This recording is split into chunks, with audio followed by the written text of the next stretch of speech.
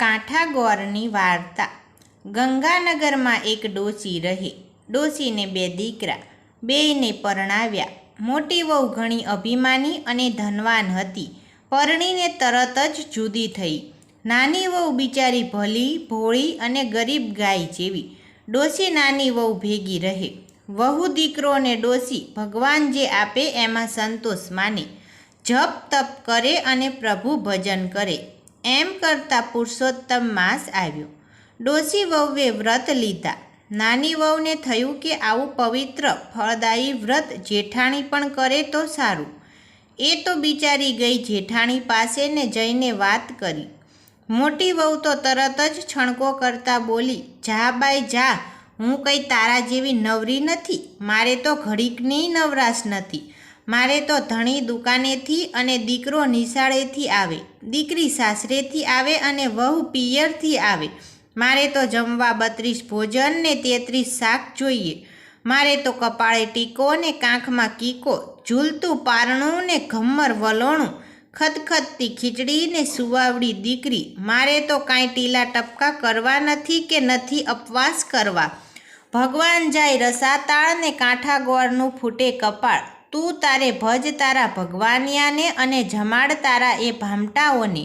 મારી જાણ બલારાત, જા અહીંથી વેગળી ખસ। નાની વહુ તો એનું આવું અપમાન થયું એટલે દુઃખી હૈયે ચાલી ગઈ। એણે તો પુરુષોત્તમ માસમાં ભગવાનના જપ તપ અને એકટાણા કરવા માંડ્યા અને ભાવથી પુરુષોત્તમ ભગવાનને ભજવા લાગી। રોજ બ્રાહ્મણને જમાડીને પછી જમતી, રાત્રે પ્રભુ ભજનમાં લીન થઈ જતી। આ વાતને થોડા દિવસ વીત્યા અને કાંઠાગોળ જેઠાણીના ઉપર ક્રોપાયમાન થયા। ધણી પેઢીએથી ન આવ્યો, દીકરો નિશાળેથી ન આવ્યો, દીકરી સાસરેથી ન આવી અને વહુ પિયરમાં જ રહી અને ઢોર સીમમાં જ રહી ગયા। જેઠાણીના શોકનો પાર ન રહ્યો। એ તો રડતી રડતી ગઈ દેરાણી પાસે અને જઈને રોદડા રોવા માંડી, મારો દીકરો ને ધણી ખોવાઈ ગયા, મારી દીકરી સાસરેથી ના આવી અને મારી વહુ પણ પિયરમાંથી પાછી ના આવી, મારું તો કિસ્મત રૂઠ્યું છે। ત્યારે ડોશીએ એને સમજાવ્યું કે આ કાંઠાગોરનો ક્રોપ છે, માટે વ્રત કરીને કાંઠાગોરને રાજી કર। હવે જેઠાણીને અક્કલ આવી કે ભગવાનને ભજ્યા નહીં અને કાંઠાગોરનું અપમાન કર્યું એટલે આ દહાડા આવ્યા। તેણે મનથી કાંઠાગોરની માફી માગી અને વ્રત કરવાનો સંકલ્પ કર્યો। જેઠાણીએ તો ખભે લાલ ચૂંદડી લીધી, જમણા હાથમાં કળશ થાળી લીધા, ધૂપ દીપ પુષ્પ લીધા અને અબીલ ગુલાલ લીધા, શ્રીફળ સોપારી લીધા અને કાંઠાગોરનું ભાવથી પૂજન કર્યું।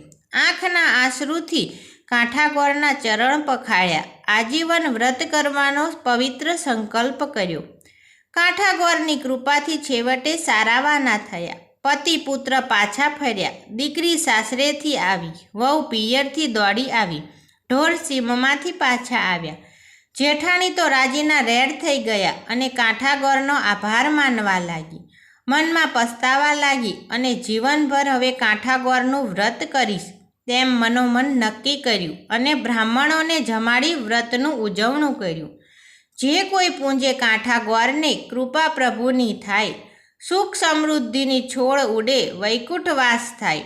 હે કાંઠાગોર, પશ્ચાતાપથી શુદ્ધ બનેલ જેઠાણીને, તેની દેરાણીને અને સાસુને તમે જેવા ફળ્યા એવા શ્રદ્ધાથી તમારું વ્રત કરનાર સૌને ફળજો। જય જય પુરુષોત્તમ ભગવાનની।